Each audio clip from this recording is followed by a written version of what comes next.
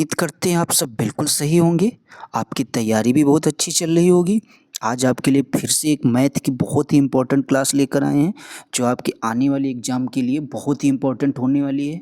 तो please video को last तक देखना। और इससे पहले भी हमने जो 3 क्लासें आपके लिए मैथ की बनाई है, जिन लोगों ने ना देखी वो ज़रूर जाकर देख लेना, ठीक है। अब आइए देखते हैं आपका पहला क्वेश्चन आज की क्लास का क्या दे रखा है, उसको हम लोग पढ़ेंगे, उसको अच्छे से समझने की कोशिश करेंगे। तो पहला क्वेश्चन है, एक शिक्षक गणित के सम प्रत्ययों को सिखाते हुए खोज परख उपागम का उपयोग करती है, विद्यार्थियों की व्यवहारिक क्षमताओं का उपयोग करती है और उन्हें चर्चा में शामिल करती है। वह इस युक्ति का प्रयोग किस लिए करती है? वह जो है इस युक्ति का प्रयोग इसलिए करती है कि एक निश्चित प्रकार की सोच व तार्किकता विकसित करने के लिए जो है वह खोज परख उपागम का उपयोग करती है। आगे देखते हैं सेकंड क्वेश्चन। गणित में गणना करने संबंधी कौशलों को किसके द्वारा बढ़ाया जा सकता है? तो जो हमारे गणना करने संबंधी कौशल होते हैं उसको किसके जरिए हम लोग बढ़ा सकते हैं? तो कक्षा में अभ्यास हेतु क्रियाशील गतिविधियों का आयोजन करके। तो किस तरीके से आप बढ़ाएंगे उनको, जो है गणना करने संबंधी कौशल है कक्षा में अभ्यास हेतु क्रियाशील गतिविधियों का आयोजन करके। आगे देखते हैं। भिन्न की अवधारणा से परिचित कराने के लिए शिक्षक खाली स्थान से शुरुआत कर सकता है। शिक्षक किससे शुरुआत करेगा? उनके आसपास की वस्तुओं में भिन्न भागों की पहचान करना सिखाने से जो है वो भिन्न की अवधारणा से परिचित कराने के लिए इस चीज़ से वो शुरुआत करेगा। जो भी उनके आसपास की वस्तुएं होंगी उनके जरिए जो है वो भिन्न की अवधारणा समझाने की कोशिश करेंगे। आइए देखते हैं आगे क्या कह रहा है क्वेश्चन। भिन्न का योग पढ़ाते समय शिक्षक को नीचे दी हुई एक त्रुटि ज्ञात हुई है। क्या है? 1/2 + 1/3 बराबर क्या लिख दिया है? 2/5। तो इस स्थिति में शिक्षक को उपचारात्मक कार्य के रूप में क्या करना चाहिए? आगे देखते हैं। तो जो है उपचारात्मक रूप में देखेंगे, लघुत्तम समापवर्ती का मतलब होता है लासा की अवधारणाओं को समझने में बच्ची की क्या करें? सहायता करें। ठीक है, कहने का मतलब यहाँ पर देखेंगे आप, वो लासा लेने के बारे में उसको बिल्कुल भी पता नहीं है। लासा लेने का मतलब ये जो नीचे 5 आया ये हमारा लासा, इसका कितना आना चाहिए था? 6 आना चाहिए था।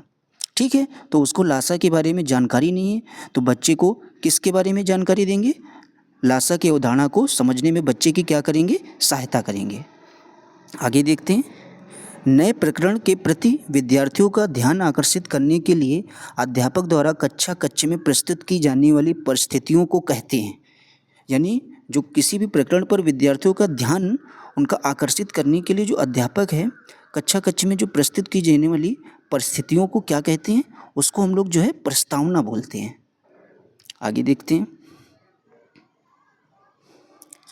गणित की उन्नति तथा वृद्धि देश की संपन्नता से संबंधित है। यह कथन गणित के कौन से मूल्य को प्रदर्शित करता है? यह मूल्य जो है हमारा गणित के सामाजिक मूल्य को प्रदर्शित करता है। ठीक है, ये इम्पॉर्टेंट क्वेश्चन है, इसको जरूर तैयार कर लेना। आगे देखते हैं। अध्यापक से संबंधित कार्य नहीं है। अध्यापक से जो संबंधित कार्य है वो बजट बनाना नहीं है। आगे देखते हैं। मनुष्य के जीवन की गतिविधियों में गणित का सर्वाधिक उपयोग होता है। वह है सामाजिक तौर पर सर्वाधिक उपयोग होगा और आर्थिक स्तर पर जो है गणित की गतिविधियों का सर्वाधिक उपयोग होता है। आगे देखते हैं। एक छात्र फर्श पर अपनी पुस्तक रखकर उसके चारों ओर पेंसिल से लाइनें खींचता है। खींची गई लाइनों की लंबाई का योगफल क्या है? फर्श पर जो है वो अपनी पुस्तक को रखकर उसके चारों ओर पेंसिल से लाइन खींचता है। तो जब चारों ओर लाइन खींचोगे तो हमारा किसका परिमाप हो जाएगा? किताब का क्या निकल आएगा? परिमाप। आगे देखते हैं। एक विद्यार्थी गिलास से भरे हुए पानी को गिलास का आयतन बताता है। छात्र को क्या स्पष्ट नहीं है? जो छात्र को है आयतन की इकाई के बारे में जो है स्पष्टता नहीं है। आगे देखते हैं।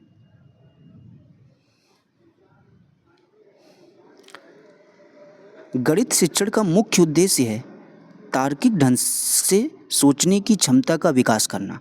अगर कोई बोलता है गणित शिक्षण का मुख्य उद्देश्य हमारा क्या है? तार्किक ढंग से सोचने की क्षमता का क्या करना है? विकास करना है। मनुष्य के जीवन की गतिविधियों में गणित का सर्वाधिक उपयोग होता है वह है आर्थिक स्थिति पर जो है मनुष्य के जीवन में गतिविधियों का सर्वाधिक उपयोग होता है। एक आपकी समझ से एक अध्यापक के लिए कौन सा कौशल अति आवश्यक होता है, यानी आपके हिसाब जो है एक अध्यापक के लिए कौन सा कौशल सबसे आवश्यक होगा, तो क्या आवश्यक होगा, बच्चों को ज्ञान की खोज के लिए क्या करना है, प्रोत्साहित करना है, ना कि हतोत्साहित। प्रोत्साहित जो हमारा कैसा वर्ड है, पॉजिटिव वर्ड है। तो याद रखना है एक आपकी समझ के लिए जो अध्यापक का कौन सा कौशल अति आवश्यक होता है, बच्चों को ज्ञान की खोज के लिए उनको प्रोत्साहित करना। आगे देखते हैं, कक्षा में गणित अध्यापक द्वारा विद्यार्थियों के साथ एक अच्छा संबंध विकसित करने के लिए उसे चाहिए, यानी जो विद्यार्थियों के साथ एक अच्छा संबंध बनाने के लिए या विकसित करने के लिए जो है उसे व्यक्तिगत ध्यान देना होगा। आगे देखते हैं, एक गणित अध्यापक बच्चों में गणना करने की शक्ति को निम्न द्वारा बढ़ा सकता है, यानी एक गणित का अध्यापक है वो गणना करने की शक्ति को किसके द्वारा बढ़ा सकता है, तो शिक्षण के दौरान कक्षा में क्रियाशील गतिविधियों का आयोजन करके जो है वो गणना करने की शक्ति को बढ़ा सकता है बच्चों में।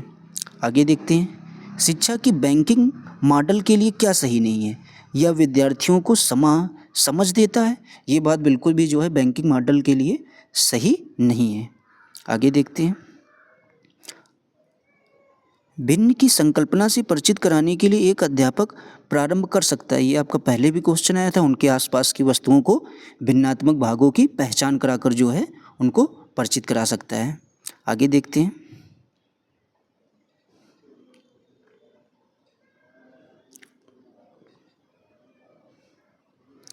आगे आपका क्वेश्चन सीटेट के एग्जाम में आया हुआ ये क्वेश्चन है, इसको अच्छे से समझेंगे। अशिक्षित दुकानदार द्वारा उपयोग किए जाने वाले गणित है, यानी जो हमारा शिक्षित दुकानदार नहीं होता उसके द्वारा कौन सी गणित उपयोग की जाती है, वैकल्पिक रणनीति के रूप में कक्षाओं में शिक्षकों द्वारा चर्चा की जानी चाहिए। जो अशिक्षित दुकानदार होता है वो किस तरीके की गणित का उपयोग करता है। एक रचनात्मक कक्षा में शिक्षकों को क्या नहीं करना चाहिए, विद्यार्थियों को सूत्र रटने के लिए नहीं कहना चाहिए। अगर एक रचनात्मक आपकी कक्षा चल रही है तो उसमें शिक्षकों को जो है विद्यार्थियों को सूत्र रटने के लिए नहीं कहना चाहिए। आगे देखते हैं, वास्तविक जिंदगी से गणित का संबंध बनाने के लिए और अंतर विषयों को विकसित करने के लिए किन मूल्यांकन योजनाओं का उपयोग किया जा सकता है, तो सबसे इम्पोर्टेंट है पहले क्षेत्रीय भ्रमण, उसके बाद सर्वेक्षण, उसके बाद क्या, परियोजना। इस क्वेश्चन को आप जरूर 2 से 3 बार पढ़ लेना, क्योंकि ऐसा क्वेश्चन आपके एग्जाम में 100% आने की संभावना है।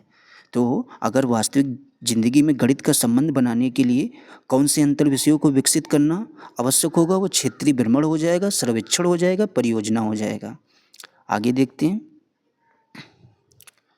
कक्षा 4 के अधिकतर शिक्षार्थी सोचते हैं कि 2 संख्याओं के गुणन से प्राप्त संख्या सदैव दोनों संख्याओं से बड़ी होती है। आप यह कैसे प्रदर्शित करेंगे कि यह सदैव सत्य नहीं होता है। आप जो है उन्हें ग्रिड पेपर पर 2 दशमलव संख्याओं के गुणन को प्रदर्शित करके जो है उनको ये बताएंगे कि यह जो है सदैव बात सत्य नहीं होती है। आगे देखते हैं, जो कि आपका लास्ट क्वेश्चन आज होने वाला है। आकांक्षा गणित की एक अच्छी अध्यापिका बनना चाहती है। गणित की अच्छी अध्यापिका के लिए आवश्यक है कि उनके पास क्या हो, गणितीय विषय वस्तु को वास्तविक जीवन से जोड़ने के लिए अवधारणात्मक ज्ञान, समझ और योग्यता होनी चाहिए। आप कोई ज़रूरी नहीं आकांक्षा की जगह पर किसी लड़के का भी नाम हो सकता है। अगर उसको अच्छा अध्यापक बनना है तो गणित के लिए आवश्यक है उनके पास क्या होना चाहिए, गणित विषय वस्तु को वास्तविक जीवन से जोड़ना पता होना चाहिए, ठीक है, अवधारणात्मक ज्ञान होना चाहिए, समझ और योग्यता भी होनी चाहिए, तभी आप एक गणित के अच्छे अध्यापक बन सकते हैं। तो उम्मीद करते हैं आपको वीडियो हमारी पसंद आई होगी, क्योंकि आपके लिए वही क्वेश्चन हैं जो आपके एग्ज़ाम में पूछे जा सकते हैं। सेलेक्टेड क्वेश्चन आपके लिए लेकर आ रहे हैं और अभी आपकी 4-5 क्लासें और बची हुई, कोशिश करेंगे उनको पेपर से पहले कराने की। जिन लोगों ने रिक्वेस्ट ये ज़रूर है, जिन लोगों ने हमारी पहले की 3 वीडियो मैथ वाली नहीं देखी है वो ज़रूर देख लेना जाकर, आपके लिए आने वाले एग्ज़ाम में बहुत ही हेल्प करेंगी। तो प्लीज़ चैनल को लाइक शेयर सब्सक्राइब ज़रूर कर देना। Thanks for watching.